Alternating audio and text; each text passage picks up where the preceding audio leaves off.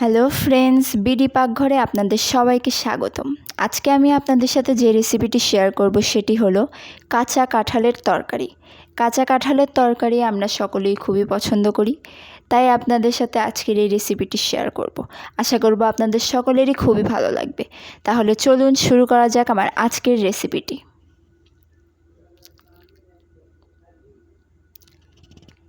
এখানে আমি প্রথমেই কাঁচা কাঁঠাল ছোট ছোট টুকরো করে কেটে নিয়েছি। এবার আমি জল দিয়ে এটাকে ভালো করে ধুয়ে নিচ্ছি। এবার কড়াইয়ে আমি জল দিয়ে দিচ্ছি। কাঁঠালটা আমি সেদ্ধ করে নিব। কড়াইয়ে আমি পরিমাণ মতো জল দিয়ে দিলাম এবং সবগুলো কাঁঠাল এই জলের ভিতরে ঢেলে দিচ্ছি। সবগুলো কাঁঠাল আমি দিয়ে দিচ্ছি। দেখুন, সবগুলো কাঁঠাল আমি কড়াইয়ে দিয়ে দিয়েছি। সবগুলো কাঁঠাল আমি কড়াইয়ের মধ্যে দিয়ে দিলাম সামান্য পরিমাণ মতো লবণ দিয়ে ঢাকনা দিয়ে দিলাম। ঢাকনা দেখুন কাঁঠালগুলো আমার সেদ্ধ করা হয়ে গেছে। কাঁঠালগুলো সেদ্ধ হয়ে গেছে। এবার আমি কাঁঠালগুলোতে আমি একটি ছাঁকনিতে সবগুলো কাঁঠাল তুলে নিচ্ছি। এখানে আমি নিয়ে নিয়েছি কাঁচা লঙ্কা, শুকনো লঙ্কা বাটা, আদা বাটা, দারচিনি। এখানে আমি 2টা টমেটো 4 ফালি করে কেটে নিয়েছি। এখানে নিয়ে নিয়েছি 2 চামচ চিনি। এবার কড়াইয়ে আমি তেল দিয়ে দিচ্ছি। তেলটা গরম করে নিব। পুরো কড়াইয়ের গায়ে আমি একটু তেলটা লাগিয়ে নিচ্ছি। এবার একে একে আমি সবগুলো কাঁঠাল দিয়ে দিব। আমার সেদ্ধ করে নেওয়া কাঁঠালগুলো আমি সবগুলো এর ভেতরে দিয়ে দিব। সবগুলো কাঁঠাল আমার দিয়ে দেওয়ার পর পরিমাণ মতো লবণ দিয়ে দিলাম। দিয়ে দিচ্ছি পরিমাণ মতো হলুদ। এবার ভালো করে লবণ হলুদ মিশিয়ে নিচ্ছি। নাড়াচাড়া করে কাঁঠালের সঙ্গে লবণ হলুদ মিশিয়ে নিয়ে এটাকে 4 থেকে 5 মিনিট আমি খুব ভালো করে ভেজে নিলাম। দেখুন, ভেজে আমি নামিয়ে নিয়েছি। এবার ওই কড়াইয়ে আমি তেল দিয়ে দিচ্ছি। আবার তেল গরম করে ভিতরে দিয়ে দিলাম তেজপাতা, শুকনো লঙ্কা। এটা একটু ভালো করে নাড়াচাড়া করে নিচ্ছি।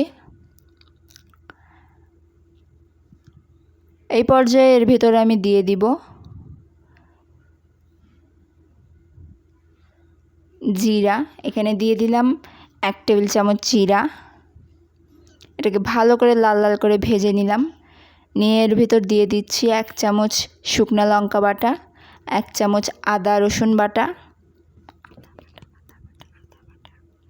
দিয়ে দিচ্ছি ধনে গুঁড়ো। এবার পরিমাণ মতো জল দিয়ে দিলাম। দিয়ে আমি মশলাটাকে ভালো করে কষিয়ে নিব। দেখুন, মশলাটা কষানো হয়ে গেলে আমি এর ভিতরে দিয়ে দিচ্ছি হলুদ গুঁড়ো, পরিমাণ মতো হলুদ গুঁড়ো দিয়ে আবারও ভালো করে আমি মশলাটাকে কষিয়ে নিচ্ছি। এই পর্যায়ে এর ভিতরে আমি কেটে রাখা টমেটোগুলো দিয়ে দিলাম। টমেটো দিয়ে দেওয়ার পর এটাকে ভালো করে নাড়াচাড়া করে নিচ্ছি। এর ভিতরে আবার আমি পরিমাণ মতো একটু লবণ দিয়ে দিলাম। ভালো করে নাড়াচাড়া করে আমি এটাকে কষিয়ে নিব।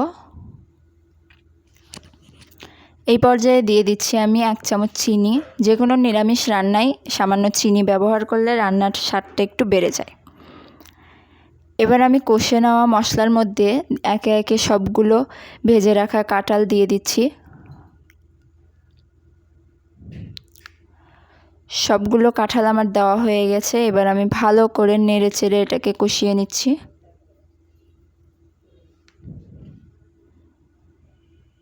মশলার সাথে ভেজে রাখা কাঁঠালগুলো আমি ভালো করে নেড়ে চেড়ে কষিয়ে নিয়ে এর ভিতরে দিয়ে দিলাম পরিমাণ মতো জল।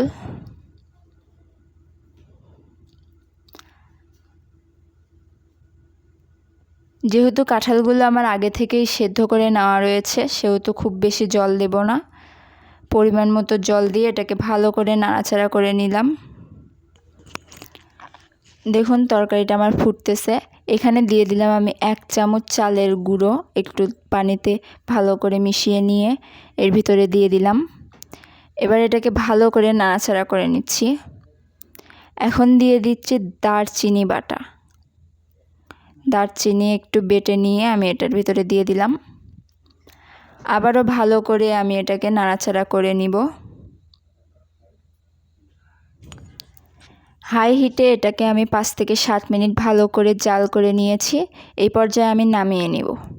দেখুন আমি নামিয়ে নিয়েছি তরকারিটি। দেখুন আমার তরকারিটি কতটা সুন্দর লাগছে দেখতে, এটা খেতেও এতটা মজাদার। আশা করব আপনারা সকলে এটা বাসায় অবশ্যই ট্রাই করবেন এবং যদি ভালো লেগে থাকে আমার চ্যানেলটি সাবস্ক্রাইব করে আমার পাশে থাকবেন। ধন্যবাদ সকলকে।